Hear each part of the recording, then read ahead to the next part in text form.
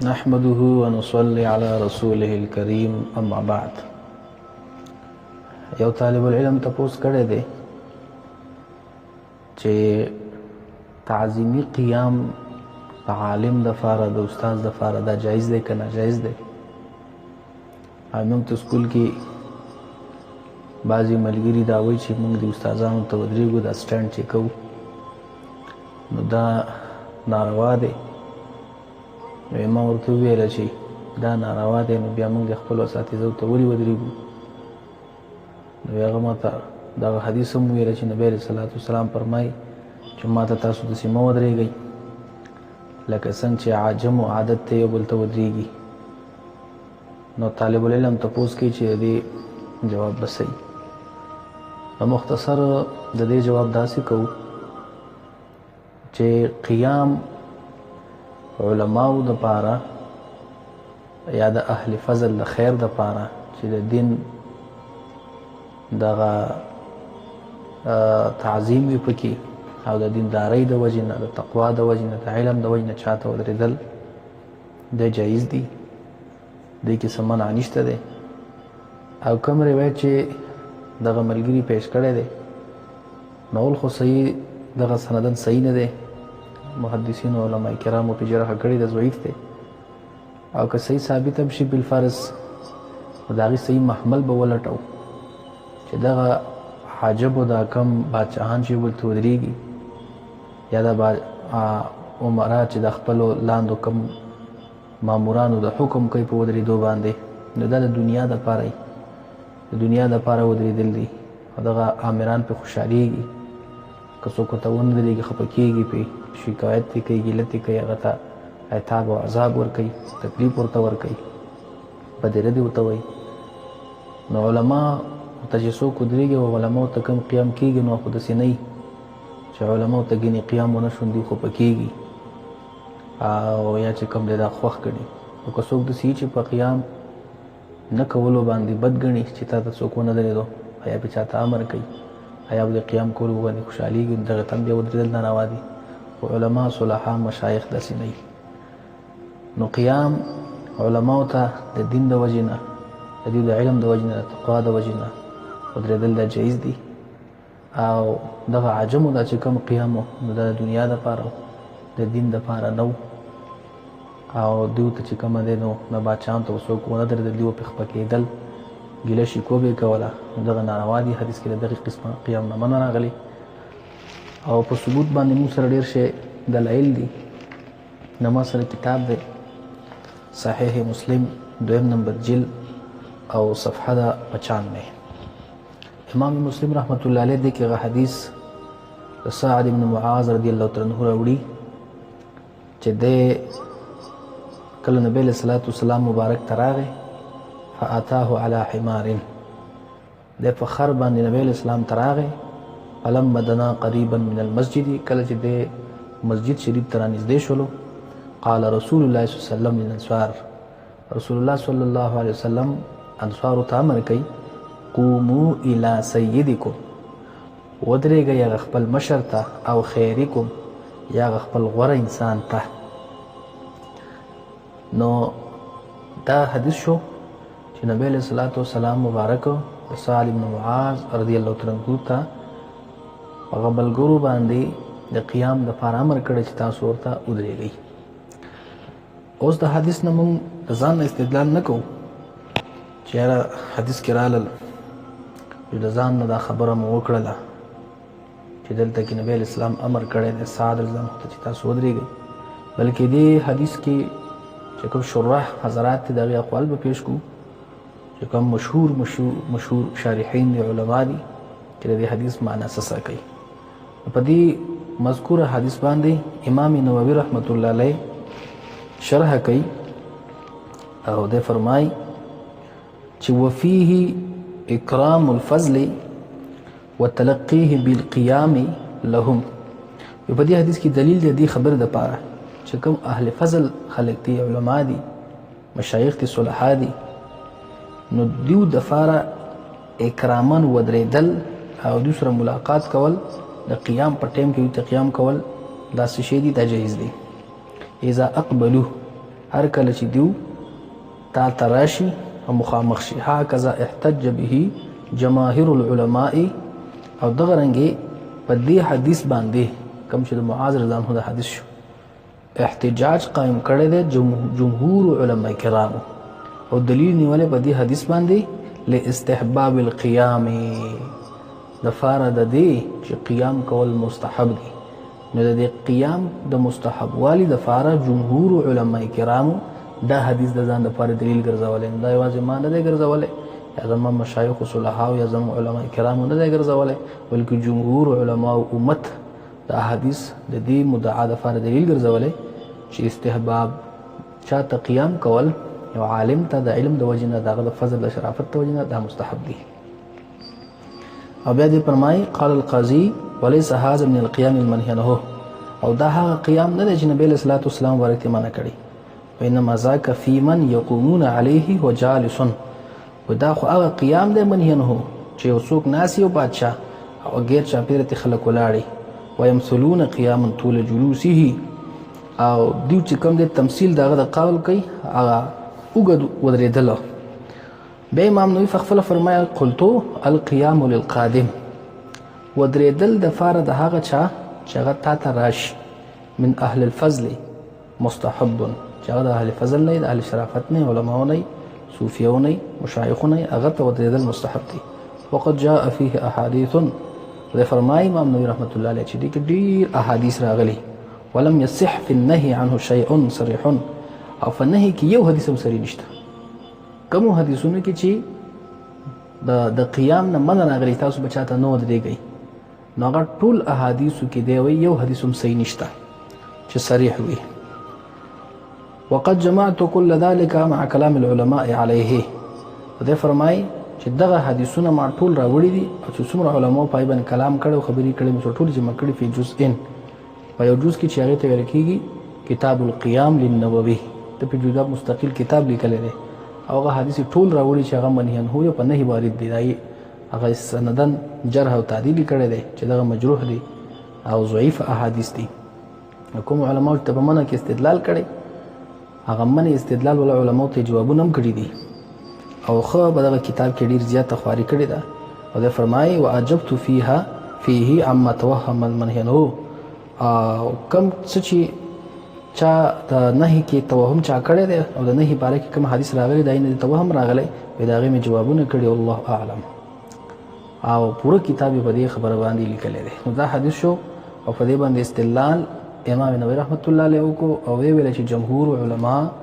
جمهور علما کرامو دا حدیث د خپلې دعوې دپاره چې کوم دی دلیل ګرځولی دی. دغه رنګې زما سره بل کتاب دی، ځکه دا حدیث بخاري شریف هم راوړی د سار زمهو ده، مسلم شریف هم ذکر کړی دی، سنن کبرا د بهقي هم ذکر کړی دی،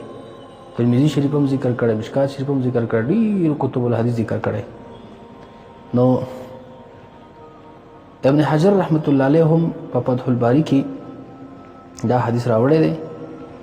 او ابن حجر رحمت الله علیه په کې بیا 4 صفحې تحقیق کړی دی. نو که هغه 4 صفحې تحقیق مونږ نقل کوو نو پای باندې ګنټې لګي، هغه مختصر خبرې به ته وکړم. د یو ځای کې لیکي دا جلد نمبر 7 دی زما سره او صفحه 330 دې کې لیکلي ثم نقل عن ابي الوليد بن رشد ان القيام يقع على 4 اوجه. قيام بسلور قسمه دی. الاول محظور، اول قسم قيام هغه دی هغه ناروا دی. نو هغه ناروا کم قسم شو؟ هو ان يقع لمن يريد ان يقام اليه تكبرا وتعاظما على القائمين اليه. اول قسم هغه دی چې څوک ستاسو د اراده لري چې ته ماته ودرېږه، په دې کې د نیت تکبري او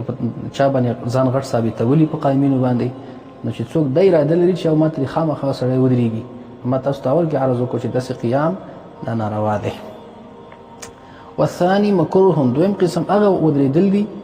چا لره چا مکروه دی، وهو ان يقع لمن لا يتكبر ولا يتعظم على القائمين. هغه دا دی چې د قائمینو دا نه غواړي چې دیو باندې ځان غټ ثابت کړي یا د کې تکبر راشي، ولكن يخشى ان يدخل نفسه بسبب ذلك ما يحضر. لیکن په د باندې یره د دې خبرې چې کېدې شي او د ده په نیت کې خرابي راشي او تکبر پکې راشي، نو داسې سړي ته قیام کول دا بیا مکروه دی. ولما فيه من التشبه بالجبابرة، یو دې کې تشبه هغه جبابرو او متکبرینو پسې ده. والثالث جائز، دریم قسم قیام دی وی دا جایز دی، وهو ان يقع على سبيل البر والاکرام، هغه دا دی چې واقع شي په طریقې او په سبیلې د نیکۍ او د اکرام سره. لمن لا يريد ذلك، څوک چې دغه بره خبرې اراده کوي نه، دا نه خوښوي چې ماته څوک ودرېږي او په دې باندې خپل هغه عظمت شان چې کوم دی ثابت کړي یا تکبر په زړه کې راشي، دا یې په زړه کې نه او نه په دغه یاره چې دا خبرې به دی په نیت کې راولي، نو داسې قیام دی وی دا جایز دی. ويؤمن معه التشبه بالجبابرة، او دې په امن کې د دې نه چې د کې تشبه بالجبابرة را نشي. والرابع مندوب، څلورم قسم بیا مستحب او مندوب دی، وهو ان يقوم لمن قدم من سفر فرحا بقدومه ليسلم عليه، چې څوک د سفر نه راشي نو داسې قیام کول هغه ته د فار د خوشحالۍ دغه بیا مندوب او مستحب دی. او یا چې کوم د مخکې لیکلي دي چې چاته یو نعمت د الله تعالی طرف نه شوی هغه پې دوباره وشي او تازه شي ورته او دی پای باندې خوشحاله شي، د خوشحالۍ اظهار وکړي شي، یا یو مصیبت فیعزیه بسببها، چا باندې مصیبت راغلی نو مصیبت په وخت کې ورته ودرېږي. لکه د صادر ځانهو په دغه واقع کې یو تفسیر دا هم دی چې دې مبارک کې څه بیماري وه، دا بیمارۍ د وجې نه ورته دا کسان ودرېدلي وو د خدمت لپاره. او بیا ابن حجر رحمت الله علیه هغه ټول روایت راوړي دي کوم چې امام نووي رحمت الله علیه په دغه کتاب القیام کې ذکر کړي دي، او ابن امیر الحاج هغه باندې چې کومه دی ردونه کړي، نو دغه ابن امیر الحاج د هر یو رد جواب هم بیا کړی دی چې کم په امام نووي رحمت الله علیه باندې ردونه کړي دي، چې دغه ابن امیر الحاج د قیام د مشروعیت قائل نه دی او د امام نووي صاحب دغه خبرې رد کړي دي. خو بیا علامه ابن حجر رحمت الله علیه دا ټول خبرو جوابونه کړي او په آخر کې بیا وایي ثم ذكر ابن الحاج من المفاسد التي تترتب على استعمال القيام أن الشخص صار لا يتمكن فيه من التفصيل بين ما يستحب إكرامه وبره كأهل الدين والخير والعلم. وابن امر الحاج ورستو ډېر مفاسد ذکر کړي دي چې پای کې فرق نشته، د فرق نه دی کړی چې د قیام کې تفصیل وکړي شي. هغه تفصیل دا دی چې چاته قیام مستحب دی، دغه د اکرام د وجنه، دغه د پیر د وجنه، دغه د دین د خیر او د علم د وجنه، او يجوز كالمستورين وبين من لا يجوز، او یا په مابین دا هغه چا کې دغه حال مت مستوري مت معلوم نه، او یا په مابین دا هغه چا کې چې هغه ته قیام د سره جایز نه دی، که ظالم الملعن بالظلم، لکه ظالم بادشاہ چې د ښکارای په خپل ظلم سره، او یکره کما لا يتصف بالعداله ولو جاه، او یا مکروه وته لکه څوک چې په عدالت باندې متصف نه یو د لپاره جاه او منزله ځان د غواړي. نو دی وایي چې د سره فرق نه کړی ابن امر الحاج، او ډیر مفاصل ذکر کړي د امام نووي صاحب د خبره وایي څه کړي درت کړي ده. او بیا په اخر کې وایي وفي الجمله متى صار ترك القيام يشعر بالاستهانه او يترتب عليه مفسده امتنع. خلاصه خبره ده کچرته کې دا ترک القيام یعنی چې څوک چاته و نه درېږي او دا نه ودرېدل په دې خبره تعالی خبرداري درکړي چې دا سړی هغه ستاسو طبيعت چې کم دی عتاب درکړي او تاسو پکې او یا د بدیره دی وای، نو که داسې نمونه د چا نیت نو داسې ته قیام کول دا بیا منې دي. وإلى ذلك أشار ابن عبد السلام ابن عبد السلام دې ته چې کوم دی اشاره کړې ده. ونقل ابن كثير في تفسيره عن بعض المحققين التفصيل فيه فقال، ابن کثیر په خپل تفسیر کې چې کوم دی نو بعض محققین تفسیر نقل کړي او ذکر کړي دي چې المحظور ايتخذ ديدنا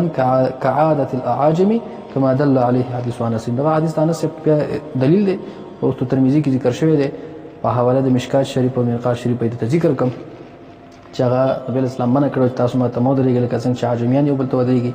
دغه عجمیان د څه وجه نه ودرېدل؟ د دنیا د وجه نه بل ته ودرېدل، د دین د وجه نه نو، او د بادشاهانو چې کوم دی دا به خوښه ګڼل چې موږ ته ودرېږي، تکبر به ودی کا او تعظم به په خلکو باندې کاو. واما ان كان لقادم من سفر او لحاكم من محل ولايته فلا باس به. کڅوک د سفر نه راشي یا على سبيل الاعزام مكروه وعلى سبيل الاكرام لا يكره، وهذا تفصيل حسن. امام ابن حجر په اخیره کې خبره ختمي چې غزالی رحمت الله علیه فرمایي چې قیام په سبیل د اعزام سره چې په چا باندې غټ ثابت کی تکبر دي ذکر راشي دا به مکروه دی چې بدسي ما ته خامخا ودرېږي، نو داسې نمونه قیام کول دا مکروه دی. او په سبیل د اکرام سره چې د چا کې عزت دی مقصد یې چا کې اکرام مقصد نو بیا لا یکرهو دی او دا تفصیل به کې حسن دی او د څلور صفحې په دې باندې تحقیق کړي کاغذ نقل کومه نو بیا دا وخت نه ضایع کوي. بل کتاب ما سره چې کوم دی علامه د عینی رحمت الله علیه شرح د صحیح بخاری دا او جیل د 22 او صفحه چې کومه ده 391 ده په دقه حدیث او په دقه باب د حضرت سعد بن معاذ رضی الله عنه په دې حدیث باندې لیکي وفيه امر السلطان والحاكم باكرام السيد من المسلمين وجواز اكرام اهل الفضل في مجلس السلطان الاكبر. و په دې حدیث کې چې کوم ده هغه جواز ده د تعظیم کولو د اکرام کولو د عزت کولو د اهل فضل علماو په مجلس د سلطان اکبر کې والقيام فيه لغيره من اصحابه او قيام کول بل چاته د اصحاب خپلونه والزام الناس كافه لقيام الى سيدهم او لازم اول په خلکو باندې ټول باندې قیام خپل مشرتا او د بیا فرمایي چې وقد منع من ذلك قوم بعض قوم د دې قیام نه منع کړي واحتج بحديث ابي امامه او په حدیث ته ابي امامه باندې سکی احتجاج قائمي رواه ابو داود و ابن ماجه چې ابو داود او ابن ماجه ذکر کړي هغه دا چې خرج النبي صلی الله علیه وسلم متوکئا علی عصا نبی اسلام ورک راوتلو په خپل تکیه په خپل عصا شریف باندې تکیه کړي و فقمنا له صحابه فرمایي موږ تودرو فقال اسلام ورک فرمایي لا تقوم كما تقوم الاعاجم ما تمود لري د څه لکه څنګه چې عجم ته هغه خلق دريږي. نو قال تبريو امام تبري فرمایي هذا حديث ضعيف مسترب السند فيه من لا يعرف حدیث ضعیف دی مسترب السند دی او په دې کې داسې راویان دي چې هغه نه پیژندل کیږي. واحتج ايضا بحديث عبد الله بن بريده او دا مانعين و په حدیث عبد الله بن بريده باندې چې کوم د احتجاج قائم کړي اخرج الحاکم امام حاکم په مصدر کې نقل کړي ان اباه دخل على معاويه فاخبره ان النبي صلى الله عليه وسلم قال من احب ان يتمثل له الرجال قياما وجبت له النار. څوک چې دا خبره خوخه غني چې ماته د خلک ودرېږي دا خبره خوخه غني نو دغه سړي لپاره چې کوم د واجب شعور وقال تبريو انما فيه النهي ما يقام له عن سرور بذلك لا ما يقام اكرام له. وای دغه جواب دا دی چې د حدیث صحیح دی خو جواب تر نه دا دی چې څوک ځان ته ودرېدل خو خاين په دې کې دا غر باندې رد دی نه پاغه چا باندې رد دی چې څوک د چا د عالم لپاره د یو شیخ لپاره د یو متدین انسان لپاره اکرامن ودرېږي نو د اکرامن او د تعظیمن رد پکې نشته. وقال الخطابي امام خطابي في حديث الباب جواز اطلاق السير على حبر الفاضل دا بل مسله ده او بیا لاندې لیکي وفيه ان قيام المرؤوس للرئيس الفاضل والامام العادل والمتعلم للعالم مستحب. و هغه رئیس ته چې کوم د رئیس فاضل ته ودرېدل یا امام عادل ته ودرېدل دا مستحب دي او یا شاګرد خپل استاد ته ودرېږي عالم ته ودرېږي دا مستحب دي. وانما يكره لمن كان بغير هذه الصفه او دا مکروه علی دا قیام یو چاته چې هغه په دې صفت باندې نه کې علم نه کې عاجزی نه او بل کې هغه تکبر غواړي اعظام غواړي او دغه رنګ چې کوم د خوې د جبابرو پکې بیا دغه لپاره چې کوم دا مکروه دی. وعن ابي الوليد بن رشد ان القيام على 4 اوجه هغه خبره ذکر کړې ده چې قیام په څلور قسمه ده اما تاسو ته په حواله د فتح الباری باندې ذکر کړل او ټول خبرې چې کوم دا هم راوړي دي او بیا لاندې لیکي قال البهقي القيام على وجه البر والاكرام جائز او قیام کول چاله په طریقې د نیکۍ سره او په طریقې د اکرام او د عزت سره چې دغه عزت او تعظیم د مقصدی نو دا جایز دي که قیام الانصار لسعدین دقه قیام د انصار لکه څنګه چې سر ځان ته کړی دی دغه حدیث نه چې کوم استدلال کړي وتلها لکعبین او یا قیام چې کوم دی د طول حرزان هو کعب رضی الله شو ولا ينبغي لمن يقام له ان يعتقد استقاه لذلك او دا د مناسبه چا د پاره څوک ته ودرېږي چې دا عقیده او ساتي چې مستحق ما حتى ان ترك القيام له حنق عليه او عاتب وشاکو که څوک ته ونه درېدو نو دې به خپکیږي او شکایت کوي او تعذاب او بدره دی وي نو د سې مناسب نه دی. دا وا عمدة القاری د علامه عین رحمت الله علیه دا ورنګي زما لاس کې کتاب د مرقات شریف او دا د جل نمبر 4 پدې کې د لیکي په جل 4 کې صفحه 140 کې یو حدیث راغلی چې جنازه 13 شولا نو نبی اسلام مبارک فرمایله صحابه کرام ته چې تاسو ته حیا نه راځي ان ملائکه الله علی اقدامهم ملائک د الله تعالی چې کوم دینو فیادل روان دي وانتم علی ظهور الدواب او تاسو کوم دینو پسورلو باندې نو په دې کې لاندې مولا علی قریب د حدیث باندې وای وفيه ایماء الى ندب القيام لتعظیم الفضلاء والكبراء په دې کې اشاره ده د حدیث کې هغه مستحب والی او مندوبیت د قیام ته د فار د تعظیم د فضلاء او د کبراء فاضلان علماء ته مشایخ ته ول صلحاء ته اولیاء ته ودرېدل دې ته چې کومه ده وسه شه ده دا مستحب والی او مندوبیت ته چې کومه اشاره ده دا دغه شو مرقات شریف شو دا رنګي مرقات یو بل ځکه هم لیکلي دي او پورا تفصیل راوړل دغه حدیث کوم د سعد رضی الله عنه قوموا الى سيدكم په دغه باندې لیکلي دي چې په دې کې دوه تشریح دا اوله تشریح به کې دا چې قوموا الى سيدكم ال تعظیمه د پاره د تعظیم د سعد رضی الله عنه درېږي ويستدل به على عدم کراهیته او استدلال کوي دا قوم په دې خبره باندې چې چاله تعظیمی تور ودرېدل دا مکروه نه دي نو فیکون الامر للاباحه دا امر د پاره د اباحت چې قوموا الى سيدكم ولی بین الجواز او یا د پاره د بین الجواز دی او دوی باندې دم کړی د چې تاسو ودرېږئ د صادر ځانو هغه اعانت ته نو جمم کې دي چې صادر ځانو ته استهزاء د پاره د تعظیم هم دی ودرېدلی او د پاره د اعانت هم ودرېدلی چې هغه مبارک باندې بعضی ځای کې زخم یا بیماری او تعالی حق شو دوانه جمم سره روانه ده خو شرح دوانه کړی ده او بیا د لاندې فرمایي وقال بعض العلماء في الحديث اكرام اهل الفضل من علم او صلاح او شرف بالقيام لهم اذا اقبلوا وای په دې حدیث کې چې کوم دی نو دلیل دی په دې خبره باندې چې اکرام د اهل فضل د علم د وجنه یا د غیر صلاحیت د وجنه یا د شرفیت د وجنه د کې چې کوم دی د قیام او جایز دی چې هر کله تاسو راشي کذا احتج بالحديث جماهير العلماء جمهور علماء په دې حدیث باندې چاته قیام کول د فرض تعظیم پاغي باندې حدیث باندې دلیل نیولې دی قاضي قیاس پکې او خبره کړې چې القيام المنهي تمثلهم قيام طول الجلوس دام تمخ ذکر کړي وقال النووي هذا القيام للقادم من الفضل مستحب وقد جاءت الاحاديث ولم يصح في النهي عن شيء صريح دام ته امام نووي په حواله باندې پیش کړو مولا قاری تم نقل کړي او بیا امام حجة الاسلام امام غزالی رحمت الله علیه قول دام راوړي هغه تاسو ته په حواله د فتح الباری باندې پیش کړو امام حجة الاسلام امام غزالی سے فرمایي القيام مكروه على سبيل الاعظام لا على سبيل الاكرام قیام مکروه دی په طریقې د اعظام سره چې په خلکو باندې خپل تکبر او لوی ثابت کړي نو په دغه طریقې سره چې کوم دی هغه مکروه دی لا علی سبیل الاکرام پر چا عزت مقصدی اکرام تکریم دی مقصدی بیا په دغه طریقه سره چې کوم دی مکروه نه دی او دغه حدیث پاک چې نبی علیہ الصلوۃ والسلام مبارک په صحابه مبارکان به ته نه پاسېدل ځکه به نه پاسېدل چې دیو ته پته وا وکانو اذا او لم يقوموا کای صحابه نبی اسلام ولیدو نه به ودرېدل تعالی ما يعلمون من کراهیت لذلك ځکه دیو ته پته و چې نبی اسلام دا بدګنی لو پدې زبانی مولا علی قاری لیکي الی قیامهم تواضعا لربه نبی علیہ الصلوۃ والسلام چې بدا صحابه کرام ځان ته ودرېدو نه خو خول نو دیو چې نه خو خول چې دیو هغه قیامي د نبی اسلام مبارک هغه کمال تواضع او عاجزی خپل رب تکولا او مخالفه لعاده المتکبرین والمتجبرین او بل نبی اسلام والسلام مخالفت کا او د عادت د متکبرین او متجبرین چې هغه عادت د متکبرین خلکو دی او د عجم او بل اختار الثبوت على عاده العرب بلکې نبی اسلام خو کو هغه ثبوت او ثبات هغه عادت عربو باندې په ترک تکلف هغه پر خودلو تکلف کې په قیامهم وجلوسهم واكلهم وشربهم ولبسهم ومشيهم وسائر افعالهم واخلاقهم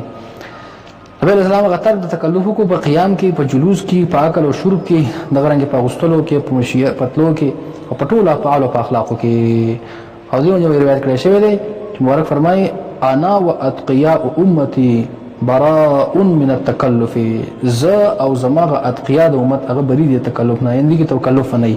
دیو جنا کتا سو کوم یو شیخ کامل وګوره غم شکل یو مجلس نه وزیر راي نه وزي خپل مریدان ته کوم د غلاس داسې سنډي خوځي اشاره ته کې چې کې نه مپاسي دغه هم چې کوم د غتر کې تکلف کې کوي